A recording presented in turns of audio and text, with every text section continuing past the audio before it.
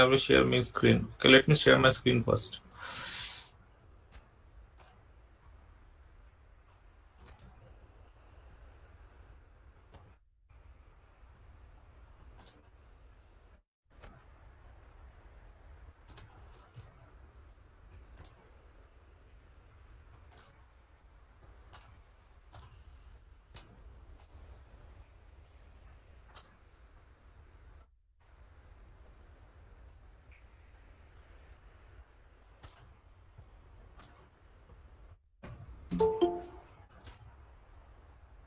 Okay, the screen recording has started. If the recording also starts, then I will start the class. I hope the screen is visible. Yes, the screen is visible. Yes, sir. Yes, sir. Okay. Just let's wait for the recording to start. Okay, and I would like to say one thing also. Okay, so the recording has started. So before we start the class, I would like to say one thing also, that if somehow the net connection gets lost, so one of you may call me or WhatsApp me. Okay, if the net connection gets lost. Okay. So let's start the class. So as you know that we were talking about power electronics in this our class. So in this power electronics part is actually divided into two parts. That is, in first part we're talking about the diodes, about the various power electronics, about the semiconductor devices, and that part I think will be taken by Nikhil sir. Okay, and he will also be covering our various types of circuits like buck boost and so on. Okay, those type of circuits will be taken care of by Professor Nikhil Mondol. And the other part basically means the circuits part, specifically about our single phase rectifiers, three phase rectifiers. Okay, all this will be covered by myself. Okay, so the books that will be following, I will be that is given in the slide also. Okay, but rather let us talk about it beforehand only. The books that I will be following is basically, number one is our D.W. Hart Power Electronics. Okay, that book is available in the internet. You can search that book and utilize it for your purpose. You can also go for Muhammad Rashid Power Electronics. Okay, MH Rashid, again an ebook of that one is also available in the internet. Okay, and you can also use our Ned Mohan. Okay, for the power electronics book. Okay, that Net Mohan book is also available in the internet. You have to just search for it. Okay, and you can also use NPTEL for our reference purposes also. Okay, so let's start our subject. So as you can know that we're talking about power electronics. We know that this power electronics application is very wide nowadays. Okay, there's not a thing nowadays which does not use any sort of power electronic device. So each and every equipment nowadays, be it motorcycles, cars, and everything, okay, everything uses certain sort of power electronic devices. So what is so as you can see from this particular figure, that power electronics encompasses a huge variety of equipment. So it can be used for our signal and control systems. It is being used in our power and energy. It is used in our electronics and devices also. Okay, so what does this power electronics involves? For the power electronics involves the study of electronic circuits intended to control the flow of electrical energy. So what we do is that we use power electronics to process and control the flow of electric energy by supplying the voltages and currents in a form that is optimally suited for all the user loads. Okay, so as you can see that means all the median means it can be considered the point where all the control system part, power and energy part, everything combines together. Okay, so as you can see in figure 2, the reference is given that what happens in a power electronics, where we have a power input, then we have the power processor. Okay, and the processor will be giving the output to the load, and obviously we have to maintain the input to the load at a specified value. So that's why we need certain feedback. So there is some measurements, and that enters the controller, and controller is, there is another input to the controller, that is the reference, okay, and that is this reference, okay, and depending upon the reference, then obviously the controller will be trying to maintain the system within that reference value, okay, and if any change is there, that would be fed, as you can see, that would be fed to the power processor, okay, and that is basically nothing but the control signal, and then the power processor output would be changed so that the right amount of voltage and current can be fed to the load. So when we're talking about these rectifiers, one of the first and most widely used application of power electronic devices has been in rectification. Okay, so what do you mean by rectification? When we're talking about rectification refers to the process of converting an AC voltage or current source to a DC voltage or current. Okay, so rectification refers to the process of converting an AC voltage or current source to DC voltage and current. Okay, so rectifiers specifically refer to power electronic converters where the electrical power flows from the AC side to the DC side. Okay, so please remember again that in many circuits or in many situations, the same converter circuit may be used to carry electrical power from the DC side to the AC side. If that is the case, then those circuits are known as, yes, if the electrical power is being carried from the DC side to the AC side, then those circuits are known as inverter. Inverter, correct. Okay, so those circuits are referred to as inverters. Again, in this circuit, in this portion of power electronic circuits, we'll be talking about inverters also, but we will not be going to the details of this one. We'll be seeing that how when we are talking about an SCR, that is a thyristor control rectifier, the silicon control rectifiers, means, or also known as our thyristors. If when you are changing the delay angle of the thyristors for more than 90 degrees, then we can convert a single simple rectifier circuit to an inverter circuit. But that will be talking about later on. Okay, so let us stick with the rectifiers now itself. Now, when we are talking about these rectifiers, please remember that depending upon the power supply, the rectifiers are classified into two types specifically. Number one is our single phase and our three phase. So in our class, we'll be talking about the single phase first. Then after single phase is completed, we'll be going to the three phase then. Okay. Now let us talk about the single phase rectifiers and specifically let us talk about the single phase uncontrolled rectifiers. Okay, uncontrolled, please remember the terms uncontrolled and fully controlled. Whenever we are talking that there is an uncontrolled rectifier, means that rectifier is a diode rectifier. Okay, because we do not have any control over the diode. No, so basically means if the forward bias voltage is if there is a forward bias voltage, then it will be operating. Otherwise, whenever it is reverse bias, the diode will not be operating. That's the simple logic that we know for a diode. No, so that is what we'll be using. So basically, single phase uncontrolled means a single phase diode rectifier. Similarly, a three phase uncontrolled means a three phase diode rectifier. Whereas a single phase fully controlled means we are using a thyristor, that is, we are controlling the delay angle obviously through some other circuit. Means we are firing, means we will controlling the firing angle, also known as the delay angle. Okay, that is for a thyristor will be you all know, but you also will be taught in the other half that we can control the angle at which the device fires up. That is for a thyristors. Okay, it may be a thyristor, it may be an IGBT, it may be a MOSFET. Okay, so whatever be the case, so for those cases where we are actually using another circuit to control the firing of that particular gating circuit, okay, so that is known as our single phase fully controlled rectifiers.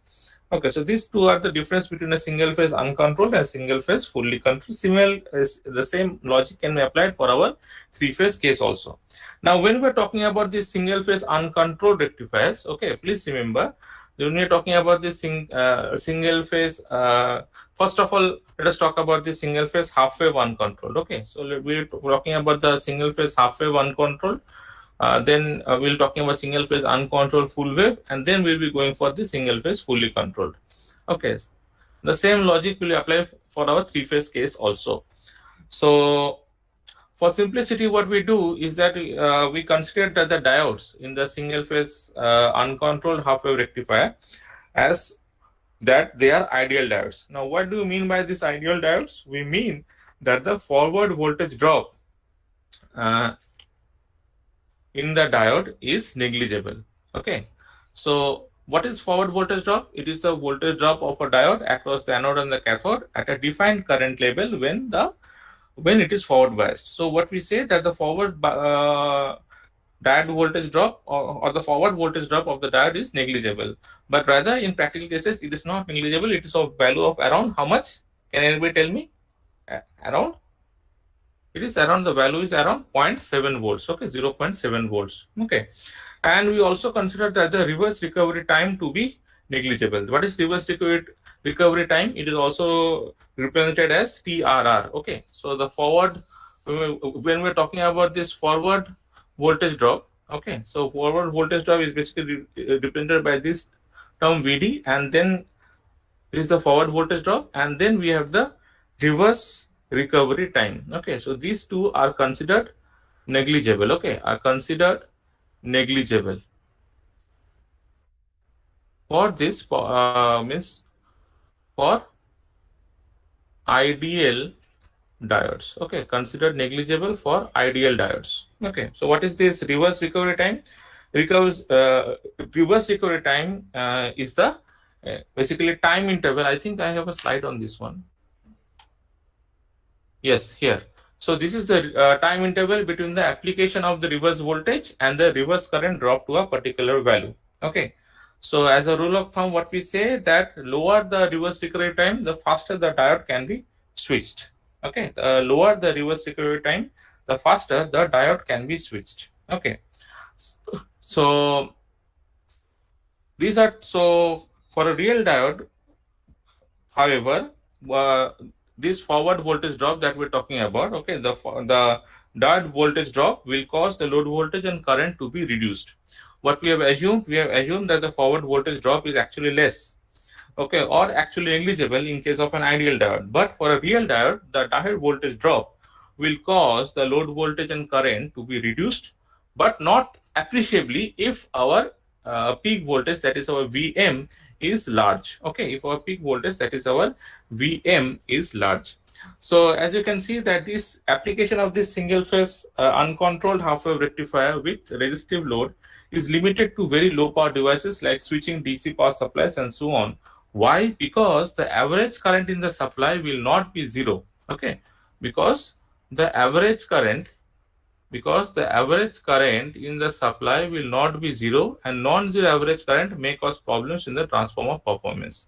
So as you can understand that this non-zero average current will be actually flowing through this transformer secondary. So that will be causing problems in the transformer saturation, because there may be problem of the DC saturation occurring in this particular transformer. Okay, in many circuits we will be seeing that they have not used a transformer. So for those cases, again, that this non-zero average current should not have been issue, but since the average current should have been zero, means there would be some losses in this particular equipment. Okay, now let us talk about what are the voltage and current of this particular single phase uncontrolled half wave rectifier. Obviously, we can understand that from this typical circuit, that whenever there is a means in the positive half cycle of the transformer secondary voltage, this diode would be forward biased, means this diode D would be conducting. Okay, and means forever for the forward bias case, means for this portion of the voltage, the diode would be conducting, and for this portion it would be an open circuit. Correct? Okay, it will not be conducting. So during the positive half cycle of the transformer secondary voltage, the diode D would be conducting, and during the negative half cycle, as you can see from this figure, and during the negative half cycle, the diode D stops conducting. Okay, so during the positive half cycle it is conducting, and during the negative half cycle it is, see, the output is zero. That is, the voltage across the output is zero. Okay, so the diode is not conducting. So what we have assumed here, assumption is that the transformer has zero internal impedance. Okay, transformer has zero internal impedance. Okay, and obviously and provides a perfect sinusoidal voltage on its secondary winding. Okay, assumption for this is provides perfect sinusoidal voltage on its secondary winding. Okay, so depending upon these two assumptions only, we can get these sinusoidal figures. Okay, so as you can see from this figure, what we have that for the positive half cycle, the diode D would be conducting, and obviously for the negative half cycle, the diode will not be conducting. So when the diode is not conducting, see, a voltage of minus V is being applied across the diode. Okay, so when the diode is not conducting, a voltage of minus V is applied across this diode. Okay, so what are the observations that we can infer from this particular voltage and current waveform of the half wave uncontrolled rectifier? So first thing is that as you can see that the voltage drop or the voltage waveform of the is Vd is the voltage waveform of the diode. Okay, so from this voltage waveform of the diode, it is clear that see the peak inverse voltage of diode is equal to minus Vm. Okay, peak inverse voltage of the diode is minus Vm. Okay, so and this occurs obviously during the negative half cycle of the transformer secondary voltage. So during the negative half cycle of the transformer secondary voltage, okay, this peak inverse voltage, as you can see, is of the diode is equal to Vm. So what is peak inverse voltage? Also written as PIV. So peak inverse voltage is the maximum voltage a diode can withstand in the reverse biased direction before the diode breaks down. Okay, this is the maximum voltage a diode can withstand in the reverse biased direction before the diode breaks down. So obviously that the diode means we have to ensure that the diode does not breaks down if the peak inverse voltage or if the voltage across the diode during the reverse bias condition is greater than this PIV. So that's why we choose that the peak repetitive reverse voltage rating of the diode must be chosen to be higher than Vm. Okay, must be chosen to be higher than Vm. So peak repetitive reverse voltage of the diode has to be chosen higher than Vm to avoid any reverse breakdown of the diode. Okay, this is the peak repetitive. VRRM is known as the peak repetitive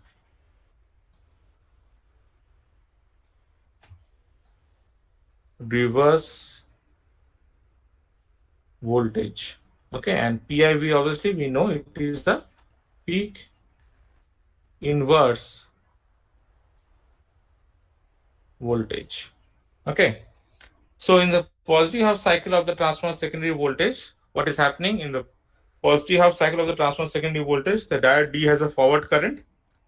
Okay, as you can see, the diode D has a forward current which is equal to the load current. So during the positive half cycle of the transformer secondary voltage, the diode D has a forward current which is equal to the load current, and since it is equal to the load current, therefore the peak repetitive forward current, okay, this peak repetitive forward current of the diode must be chosen to be higher than the peak load in practice. Okay, so what is this?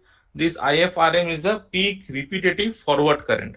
Okay, so this peak repetitive forward current is nothing but the current which is including all the repetitive transient currents. Okay, which is including all the repetitive transient currents. So in since we are seeing that the diode D has a forward current which is equal to the load current, and therefore the peak repetitive forward current rating of the diode must be chosen to be higher than the peak load current Vm by R in practice. Okay, so obviously then what is happening is that in practice the transformer secondary has to carry a DC current. Okay, the transformer secondary has to carry a DC current, because of which a DC saturation problem of the transformer core can occur. Okay, DC saturation problem of the transformer core may occur. Now, what we are trying to say that we have to define this single phase uncontrolled half wave rectifier through some performance parameters. Okay, so what we are getting that the output is a DC, but clearly the output is discontinuous and is containing harmonics. Okay, so the output voltage is a DC, as you can see, but it is discontinuous and contain harmonics. Okay, so the rectifier is obviously a power processor that should be is a power processor that should give a DC output voltage with a minimum amount of harmonic content. Okay, that should give a DC output voltage with a minimum amount of harmonic content. At the same time, it should maintain the input current as sinusoidal. Okay, it should maintain the input current as sinusoidal. So what we can say, okay, so it is maintaining the input current as sinusoidal.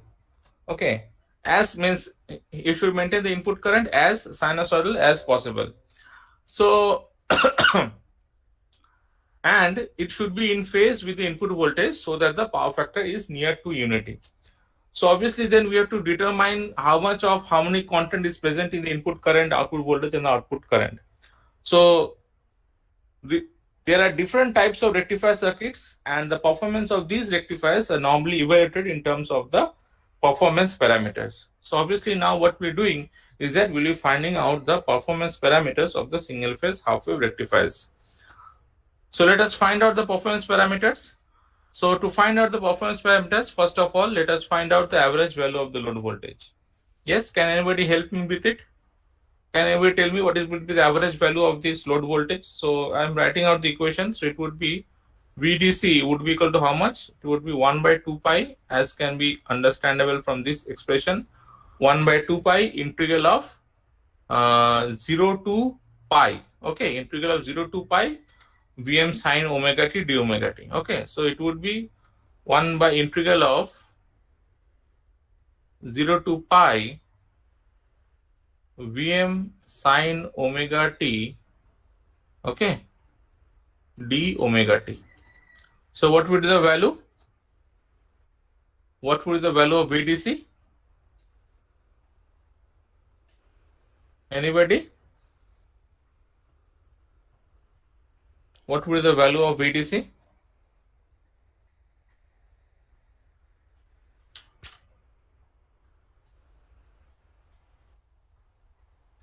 Yes?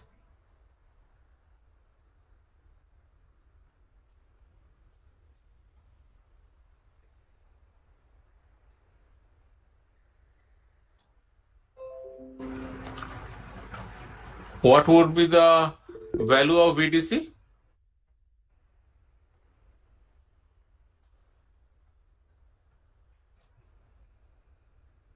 Vm by pi 2. The answer is actually not Vm by pi 2. If you solve it, it comes out to be how much? It comes out to be Vm by pi, I think. Okay. Please solve it. I would request everybody to solve it. Then what about MS value of the load voltage?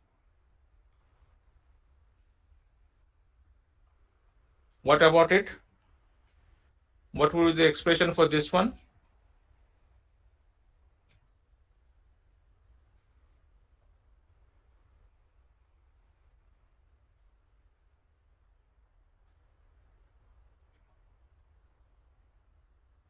What would be the expression for this one?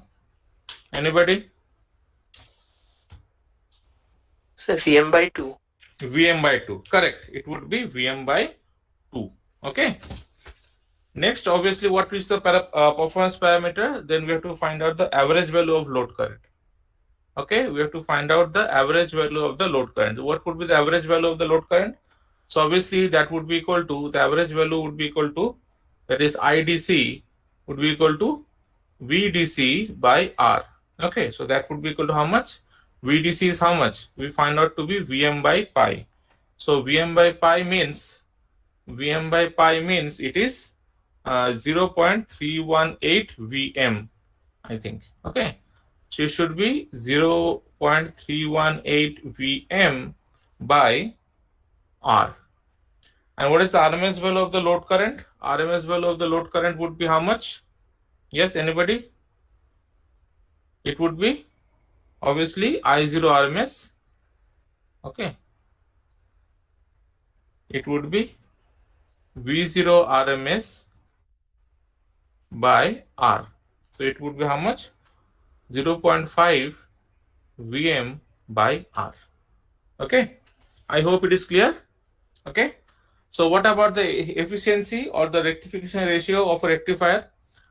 So obviously efficiency is the figure of merit and permits us to compare the effectiveness. So it is defined as how much? Eta is actually defined as PDC by PAC.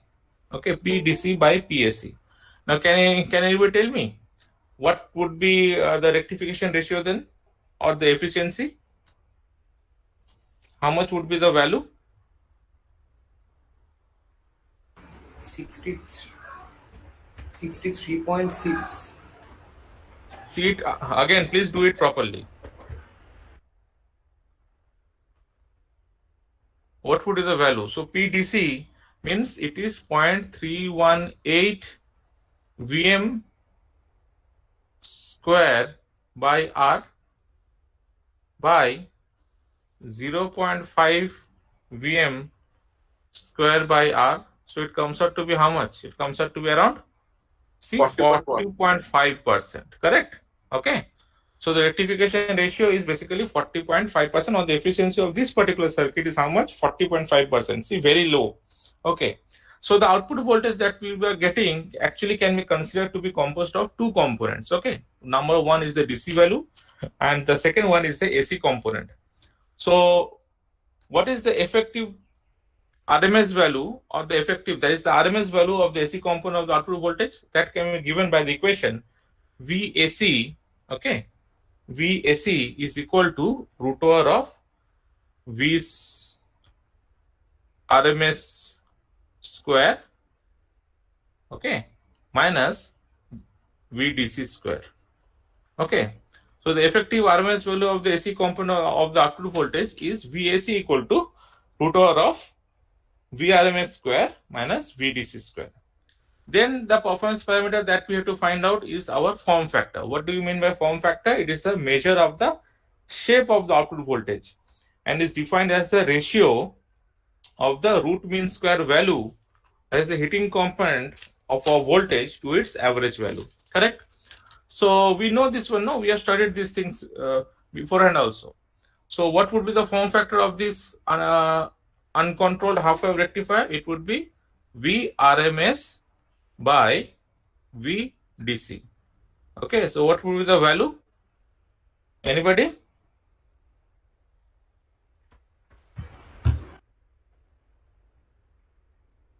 VRMS is what? Vm by 2, and it is 0.5 Vm, it is 0.318 Vm. So it comes out to be how much?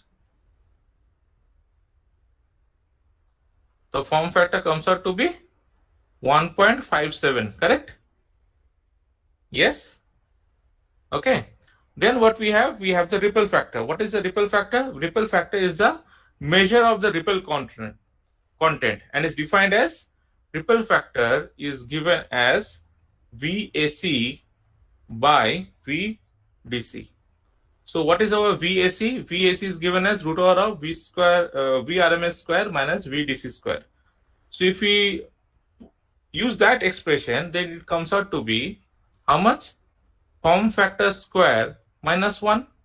Correct? So what is the value? What is the value?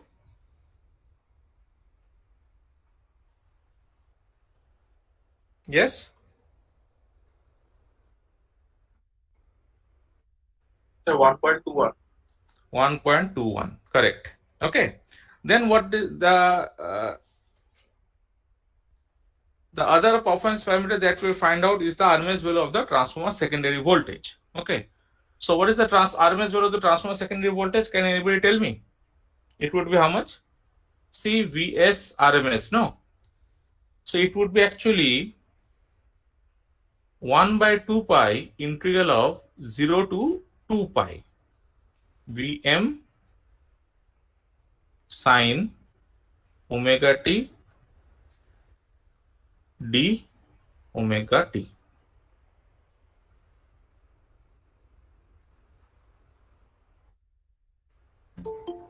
Okay, whole 1 by 2. So it comes out to be how much?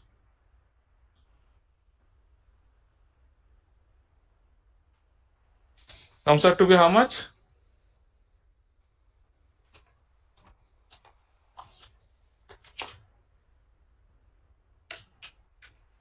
Comes out to be, yes, if we solve it, it comes out to be Vm by root over 2. Okay, it should be coming out to be Vm by root over 2, that is 0.707 Vm. Then what we have to find out the RMS value of the transformer secondary current.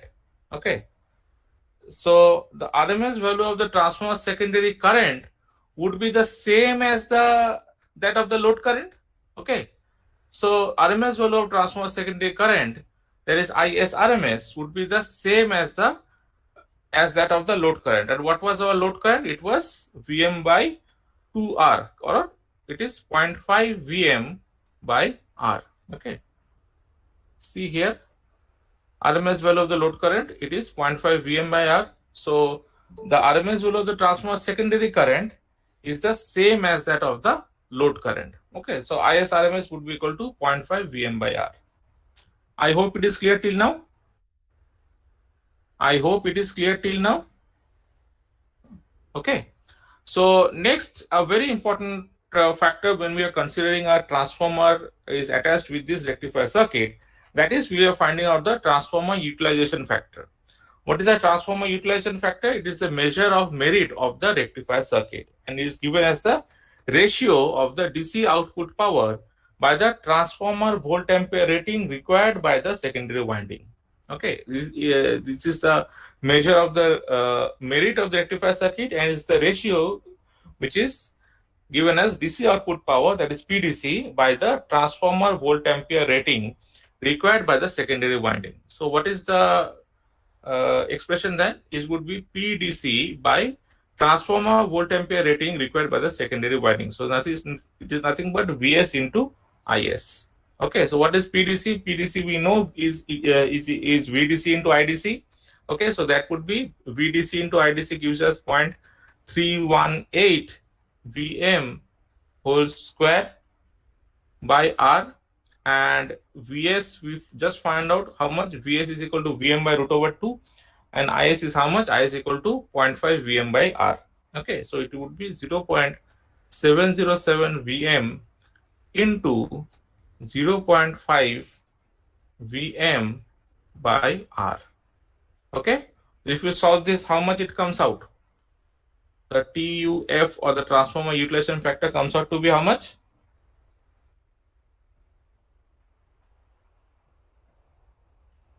It comes out to be 0.28. correct. It would be coming out to be 0.28 or 6, something like that. Okay, 5.59 or something like this should be coming. Okay, so 0.286. So now what is the significance of this transformer utilization factor?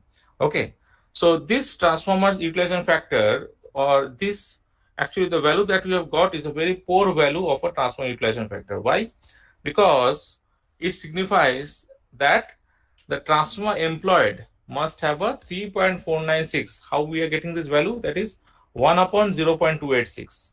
Okay, signifies that the transformer employed must have a 3.496 volt ampere rating in order to deliver 1 watt DC output power to the load, or the size of the transformer must be 3.496 times larger than that when it is used to deliver power from a pure AC voltage. Okay, so because of this reason, and as well as that it is and as well as that the transformer secondary has to carry a DC current, which can lead to our DC saturation problem in the transformer core. This single means half wave uncontrolled. Okay, half wave uncontrolled rectifiers are used only when the current requirement is very small. I hope it is clear till now. Yes.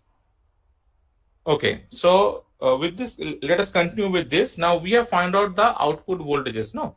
But let us talk about what would be the waveform of the input voltage and current. The waveform of the input voltage and current will be given something like this. As you can see, obviously the input voltage we have considered to be sinusoidal, and that's why the output voltage is also, means transformer secondary voltage is also sinusoidal, considering a zero internal impedance of the transformer secondary winding.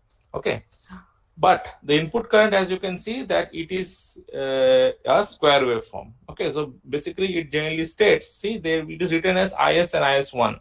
So IS1 is basically the fundamental component of the input current, of the source current. Okay, and see how they are displaced from each other. So how we are finding it out? We are finding it out through certain displacement angle. So what we say is that let phi be the angle between the fundamental component of the input current and the voltage, and this is called the displacement angle. Okay, and this is called the displacement angle, and the this phi is called the displacement angle, and the factor that we get is known as our displacement factor. Okay, so displacement factor df is equal to actually cos phi. So then what we can do, we can find out the harmonic factor also. The harmonic factor hf of the input current is defined as you can see, it's defined as hf equal to root over of is, that is source current, is square minus is1 square by is1 square. So obviously is1 is the fundamental component of the input current, and is is the source current. Okay, so obviously in this expression hf, both is and is1 are expressed in RMS. Please remember that this harmonic factor is also known as our total harmonic distortion. Okay, this harmonic factor is also known as our THD, a very important factor while describing any power electronic component, where the value of this THDB has to be as less as possible. Okay, so T is also known as our total harmonic distortion, and please note that this THD value can also be found out for our voltage case also. So that would be, so if there is a harmonics in the voltage, then that can be also be found out. So the same expression can also be used there also, but obviously the current will be replaced by the voltage. Okay, so next what we have, we obviously then we can find out the input power factor. So what would be the input power factor? So input power factor would be, as you can see, is defined as the total power by the apparent power, no? Or the apparent power by the total power, correct? So that we are means active power by the total power. So total power is Vs and Is, and active power is Vs Is1 cos phi. So if you solve this one, this comes out to be how much? Is1 by Is cos phi. So again, obviously we can see that if the current is purely sinusoidal, then Is1 would be equal to Is, and the displacement factor would be equal to the power factor. Okay, so whenever we are trying to define power factor, always try to define power factor by expressing this expression, that it is equal to how much? It is equal to the active power by the total power. Okay, because if not, then you are actually defining power factor. If you say that phi is the power factor angle, then actually that is not the power factor angle, that we actually can be stated as the displacement angle. Okay, so as you can see, so the displacement angle becomes the impedance angle when we have an RL load. Okay, so theta would be, so phi becomes theta when we have an RL load. So theta would be equal to how much? Tan inverse of omega L by R. Apart from the other parameter, other performance parameter that we generally find out is the crest factor, which is the, as you can see, is the measure of the peak input current as compared with its RMS value. Okay, as compared with its RMS value. So this crest factor is actually used to specify the peak current ratings of devices and the components. So CF is defined as actually IS peak by IS. Okay, it is defined as IS peak by IS, and if you apply that information for this particular uncontrolled half wave rectifier, then we know that IS peak is how much? IS peak is equal to Vm by R, and IS is how much? IS is actually 0.5 Vm by R. So basically then the crest factor of the input current for this particular circuit, that is uncontrolled half wave rectifier, comes out to be how much? It comes out to be 2.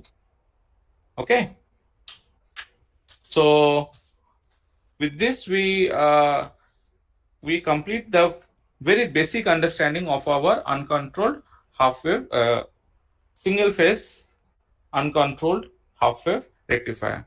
Now I would now a very common question in the semesters is to find out the Fourier series of the output voltage of the half wave of a half wave diode rectifier. So I would request you to do it as a homework, where we are to find the Fourier series, okay, Fourier series of the output voltage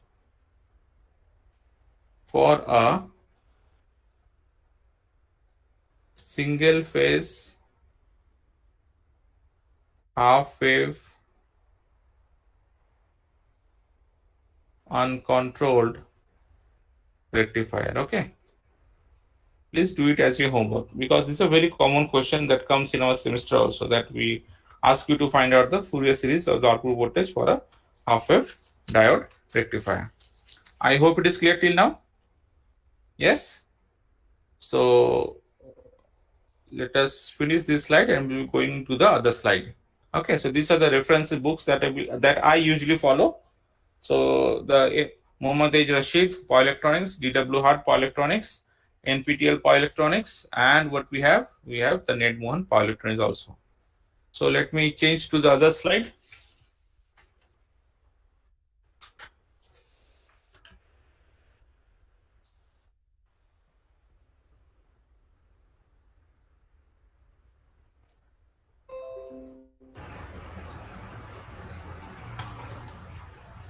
Okay, let me go to slide number 2.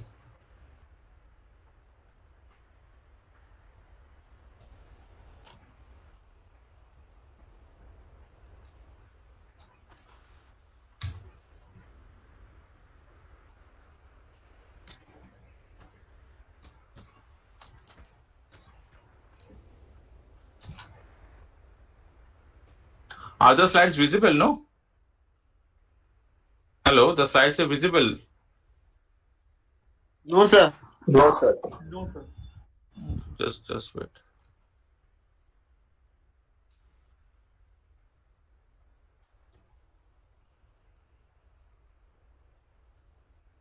Now?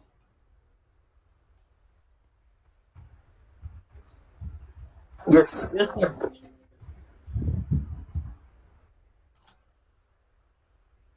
Okay. Now it is visible, no? Yes, sir. Okay. Yes, So let's start with our lecture 2. So when we are talking about the single phase half wave diode rectifiers, uncontrolled rectifiers, what we saw that the ripple factor of a single phase half wave diode rectifier was very high. It was around 1.21. Okay. So because of this ripple factor of the output current, what we cannot use it in our industrial applications. So what we do is that this ripple factor can be reduced to some extent by connecting an inductor in series with the resistance. So if we're connecting an inductor in series with the resistance, then what is happening? Let us see the figure now. Okay. So as you can see that this is the figure when we are attaching the inductance with the resistor. Okay. So as you can see that prior to our t equal to 0, prior to t equal to 0, the voltage Vs is negative, okay, and the current in the circuit is 0. And subsequent to 2 equal to 0, what is happening? The diode is becoming forward biased. So during this time, the diode is becoming forward biased, okay, and the current is beginning to flow. So this is the current is beginning to flow. So this diode can be replaced by this figure actually, okay. This diode can be replaced by this figure. So we can write, this figure can be written as something like this. Okay, so we have the diode here, then we have the resistance, and then we have the inductance. Okay, so RL. See, the diode is now conducting. Okay, and this is the output voltage V0 that we are getting. Now, when the diode is not conducting, so it will be something like this. Okay. It would be something like this. So here V0 would be equal to 0 when it is in the negative half cycle. Okay. So during the condition when the diode is conducting, what we can do is that we can govern this circuit. See, we can govern this circuit by the following differential equation. What is the equation? We can govern this circuit by this equation. Okay. That is Vs would be equal to how much? Would be equal to Ri plus L di by dt. Okay. So what we can see that this L di by dt is nothing but the voltage across the inductor. Okay.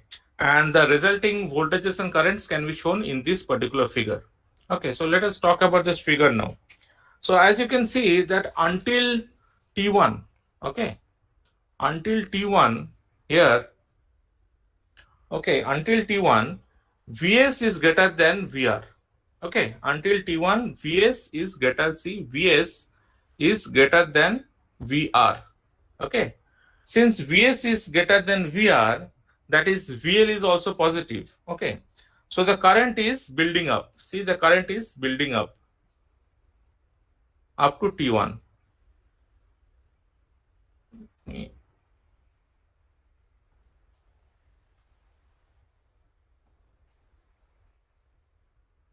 See, the current is building up. Okay. So as the current builds up, so the inductor stored energy increases. Okay. So beyond T1, what is happening? Beyond T1, VL becomes negative. See, beyond T1, VL becomes negative. And since VL becomes negative, the current begins to decrease. See, the current begins to decrease. Okay. So after this pi, okay, after pi, what is happening? Just note carefully. So after pi, the input voltage Vs becomes negative. Okay, see, the input voltage Vs becomes negative. So it is in the negative. But the current is still positive. Okay, so but the current is still positive and the diode must conduct because of the stored kinetic energy of the inductor.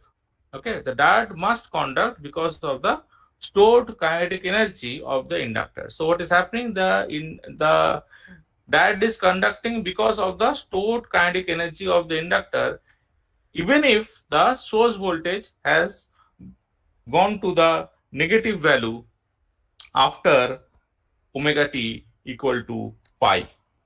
Okay, so at omega t equal to beta, what is happening? See, at omega t equal to beta, the current goes to 0 and the diode is stopping to conduct. Okay, so beyond beta, what is happening? Beyond beta, the voltage across R and L is 0. See, the voltage across R and L is 0 and a reverse polarity voltage or C of minus Vs. Okay, this is the reverse polarity voltage of minus Vs appears across the diode. Okay, so these waveforms will be repeating after time period of t equal to 1 by 5. Okay, so what we can see that from this particular waveform is that the single phase half wave diode rectifier with RL load will be conducting beyond omega t equal to pi until the current becomes 0 at omega t equal to beta.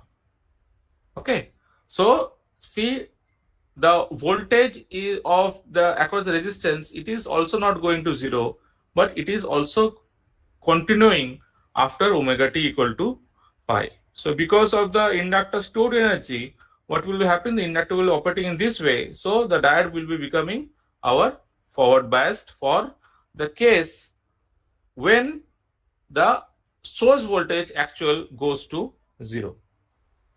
Understood? Yes?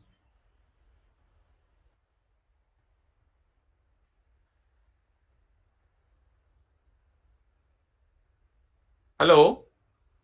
Have you understood? I hope so. Okay. So what we are saying, see that we are saying that the average value of the inductor is 0. Now why it is so? Let us see this one. Why we are saying that the average value of the inductor voltage is 0. So as you can see that at the instant beta, when the current goes to 0, the diode is stopping to conduct. So VL will be equal to L di by dt, which can be rearranged as 1 by L VL dt equal to di. So when we are integrating both sides of the above equation between 0 and beta, and recognizing that I0 0 will be equal to 0 at this position, obviously I0 0 equal to 0 and beta equal to 0. Okay, so what it gives that 1 by L integral of 0 to beta VL dt is equal to integral of 0 to beta di, which is equal to 0. So basically this expression, since this expression comes out to be 0, so if we solve this one, see, this is the area A and area B. So as you can see that since area A is equal to area B, so we can say that the average value of the inductor voltage is 0. And obviously the current goes to 0 at beta when area A is equal to area B. Okay? Understood? Okay.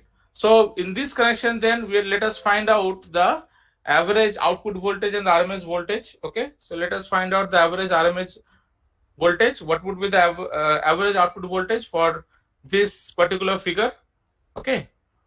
So the average output voltage for this particular figure, it would be, see, now it should be Vm by 2 pi, correct?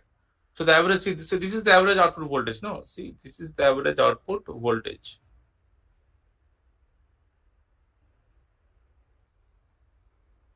So as you can see, the average output voltage would be how much? That would be equal to VDC would be equal to Vm by 2 pi integral of 0 to beta, obviously, or we can write in this way, 1 by 2 pi integral of 0 to beta Vm sine omega t into d omega t. Okay. So if you solve this one, the answer comes out to be how much? It comes out to be Vm by 2 pi into 1 minus cos of beta. Okay. What would be the RMS value of the output voltage? If you solve this one, so V0 RMS for a single phase half wave rectifier, half wave diode rectifier with RL load, it comes out to be how much? It comes out to be 1 by 2 pi integral of 0 to beta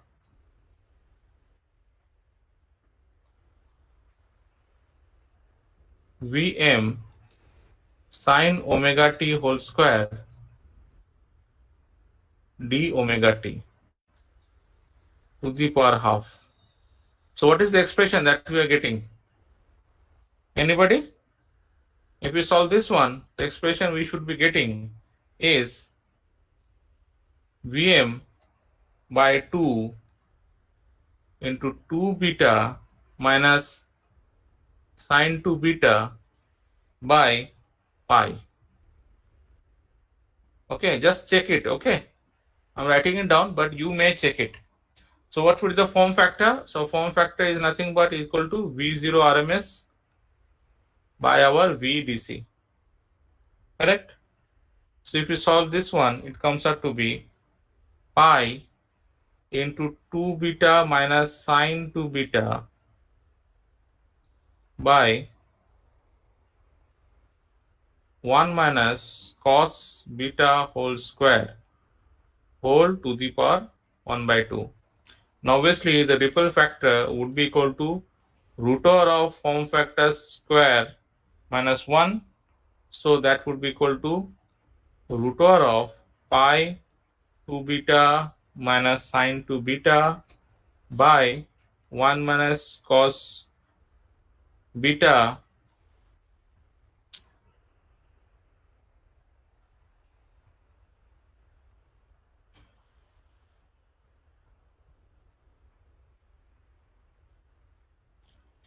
whole square minus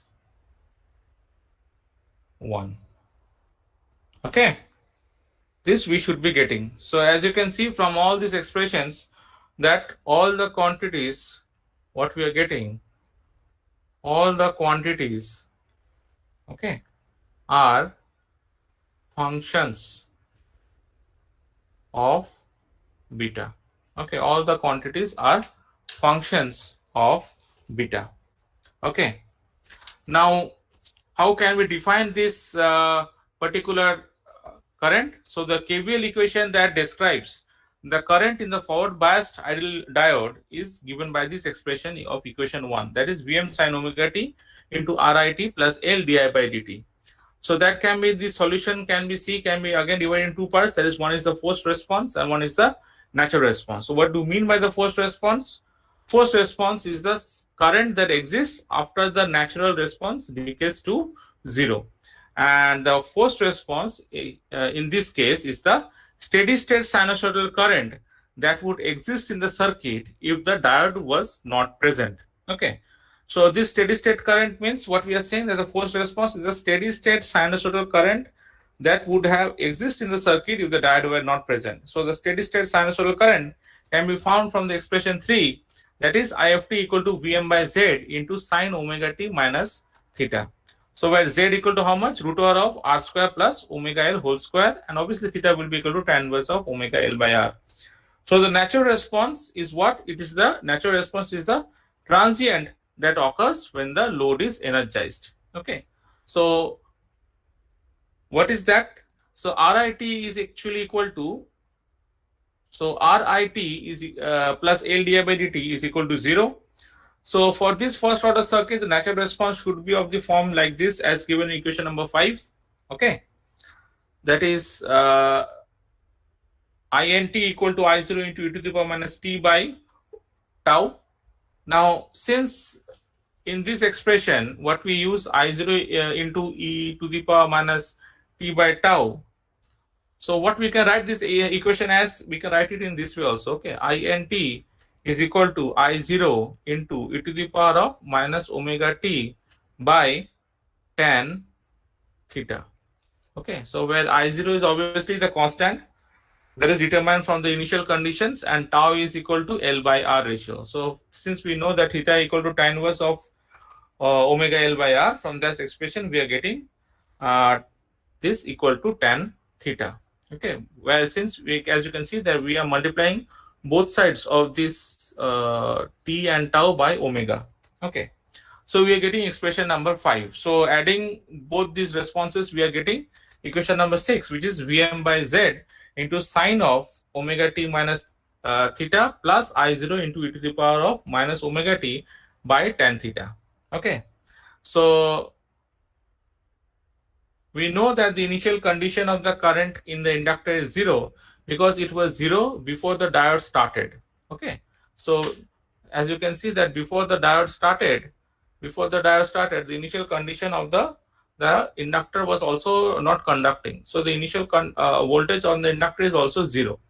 Okay, so if that is the case, and since that value cannot change instantly, okay, so what we are saying is that actually this should be written, and this should have been written this way, that is I omega t equal to 0. Okay, so I omega t equal to 0, this omega t equal to 0 is given by this 0. So at this position, the current is 0 in the inductor. Again, if you recollect that the current is also 0 at I beta, that is for omega t equal to beta. Okay. So for I omega t equal to 0, we can apply that in our equation number 6. Okay, we can apply that in our equation number 6, and applying that, we are getting that I0 is equal to Vm by Z sine theta. Okay. So the complete solution for the current is I omega t would be equal to Vm by Z into sine omega t minus theta plus sine theta into e to the power minus omega t by tan theta. This is equation number 8. And again, what we are saying that I omega t equal to beta. Now, again, what we know that for I omega t equal to beta, the current would be equal to 0. So this expression, equation number 8, can be equated to 0, and we are getting expression number 9. So this expression, from this expression number 9, what we can say that beta as a function of theta, okay, can be obtained from equation 9.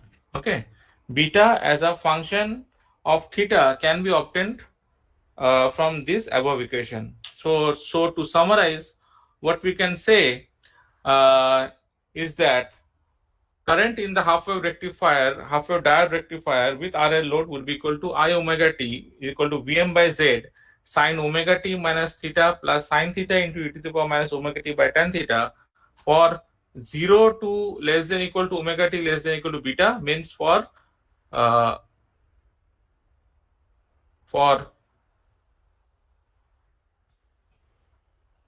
this to this portion. Okay, so this portion is actually beta. Okay, and it would obviously be 0 for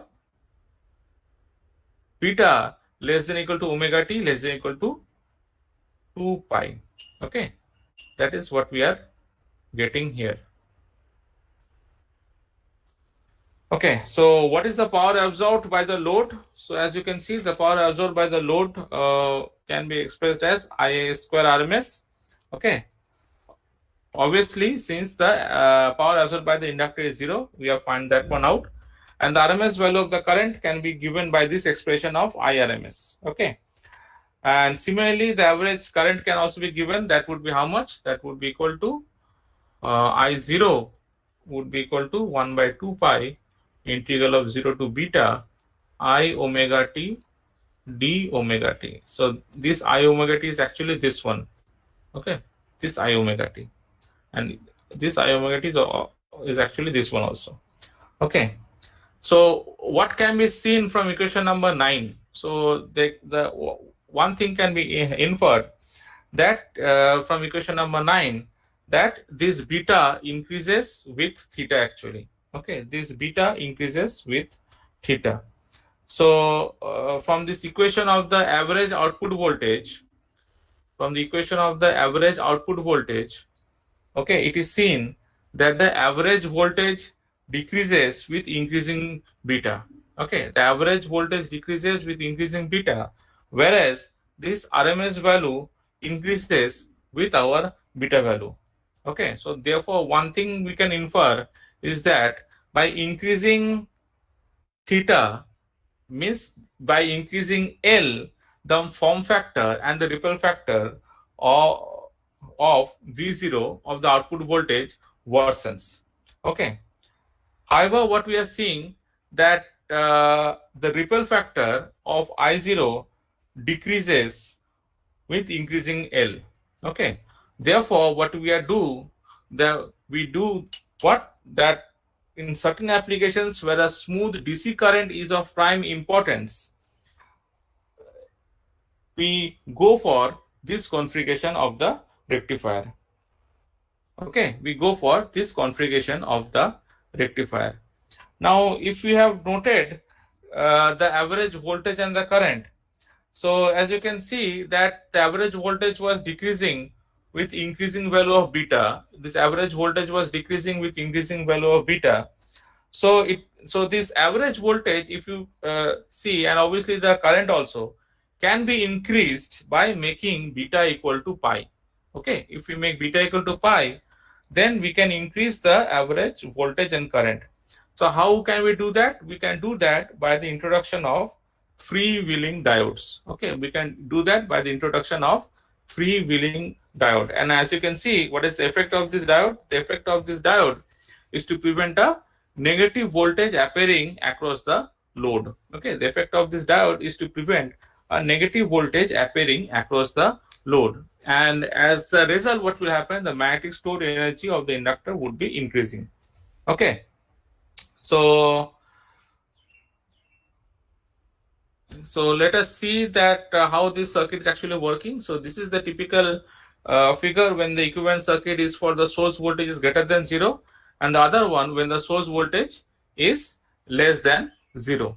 Okay, so the equivalent circuit for Vs greater than 0, as you can see in this condition, the diode D1 is on and D2 is off, and the voltage across the RL load is the same as the source. And similarly, when the equivalent circuit, when the source voltage is less than 0, so in that case portion, our D1 diode 1 is off, diode D2 is on, and the voltage across the RL load is 0. Okay, so what we can see that this D2 is actually the freewheeling diode that is being applied. So what is the effect? So what is the effect is that the current value will not be 0. Okay, so obviously what we have considered that what I said just now, that the current will not be 0 for this freewheeling diode, that also depends on the load also. Okay, so depending upon the load current may be continuous or may be discontinuous, but what we have considered in this portion is basically the continuous portion only. Okay, so as you can see that the load current is continuous. Okay, the load current is continuous, and this is the current, and this load current can be divided in two parts. See, this is the first part when diode D1 is conducting, and this is the second part when diode D2 is conducting.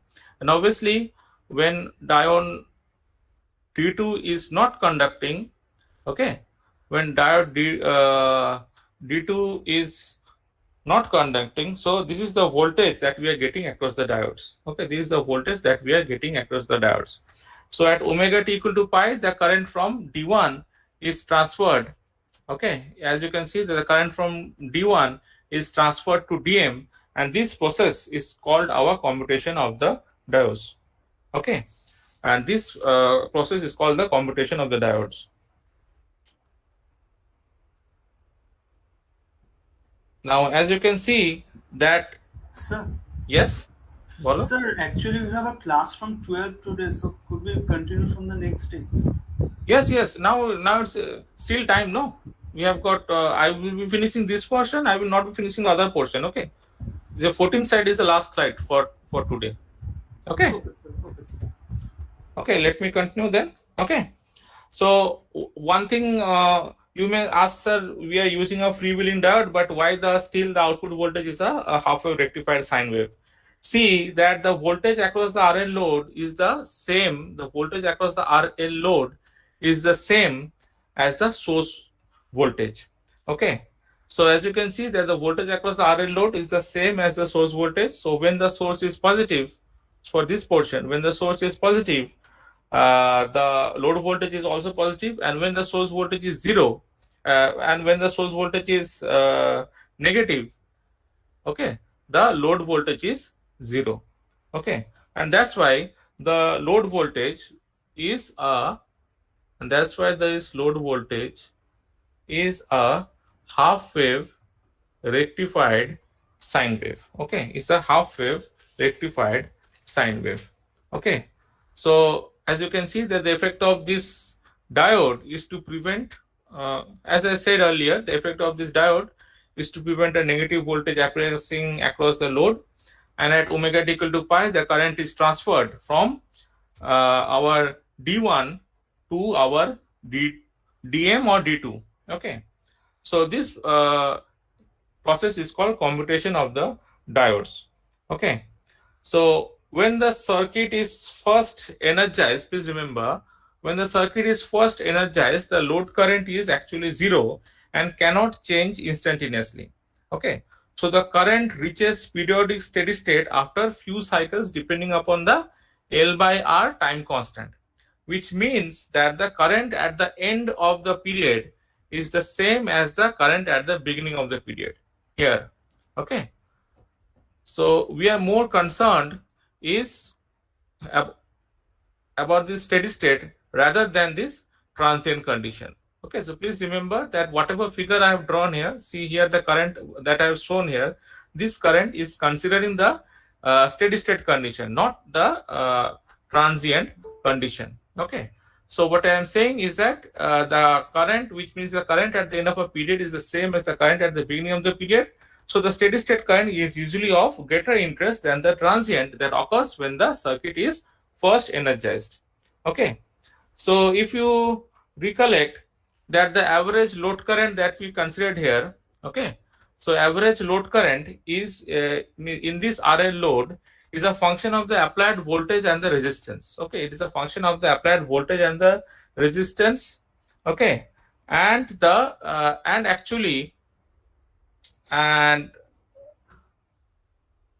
and it is not affected actually by the inductance. Okay, why we are saying so?